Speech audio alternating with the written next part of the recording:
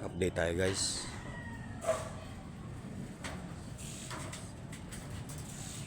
Ito na yung may abang na sa tubo ng para sa kuryente. Ano guys, tapos para sa outlet. Tapos meron pa siyang ano dito guys. May inabang din silang para sa CCTV.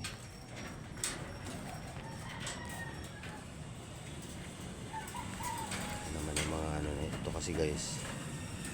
Bali dalawang unit ito. May hollow block to dito sa gitna na to. Tapos yun ang ginagawa namin. Nag-aabang kami ng para sa CR. Tubo para sa CR naman guys. Ayan guys. Medyo masama ang panahon guys. Oh. Dili mo. Obo.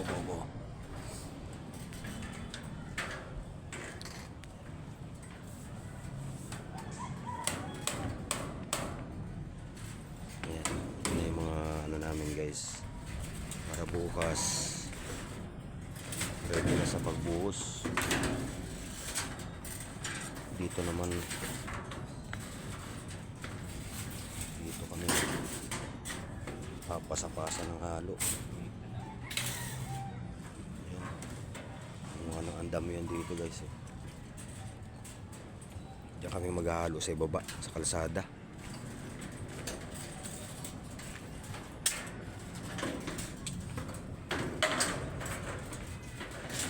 May mga ano abang na tubo.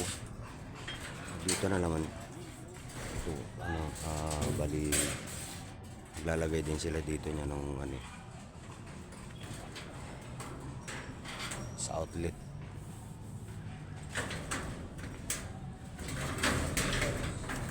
Ito naman ang CR guys. Tapos dito kasi lababo to dito. Lababo yan, CR. Ito ang pinto ng CR.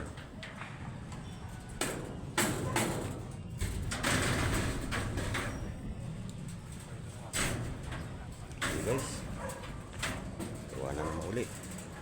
Nandito na lang muna to at para matapos namin tong pag-aabang ng mga para sa CR at saka sa ano sa CR. Tapos itong sa kuryente na bukas ulit.